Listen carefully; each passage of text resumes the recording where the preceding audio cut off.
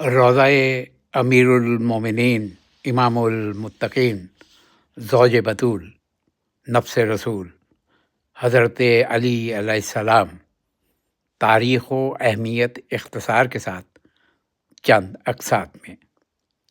इस्लामी तारीख़ में बाज़ मकामात ऐसे हैं जो अक़ीदत, रूहानियत और इल्म की बुलंदियों के मरकज़ कहलाते हैं।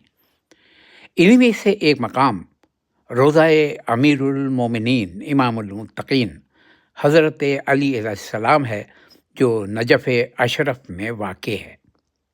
ये वो मुबारक मकाम है जहाँ सैयदुल वसीईन इमामुल मुत्तकीन बाबे मदीनतुल इल्म शेर खुदा दामाद रसूल मुस्लिम अव्वल अली इब्न अबी तालिब अलैहिस्सलाम आराम फरमा है।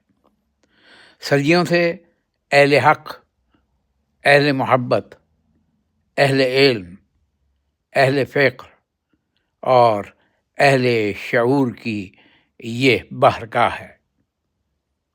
हज़रत अली अलैहिस्सलाम को 19 रमज़ान 40 हिजरी में मस्जिद कूफा में नमाज फ़ज्र के वक्त खारजी अब्दुर्रहमान बिन मुलजिम ने तलवार के वार से ज़ख्मी किया। मौलाए कायनात 2 दिन अली रहने के बाद 21 रमज़ानुल मुबारक को अपने रब की बारगाह में हाजिर हो गए।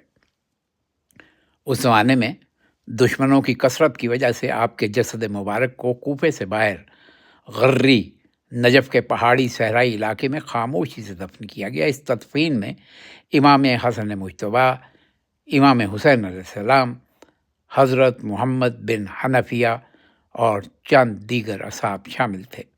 तदफीन के फ़ौरन बाद कब्र को ज़मीन के हम सतह कर दिया गया ताकि उमवी दौर के दुश्मन आपके मज़ार की बेहुरमती ना कर सकें।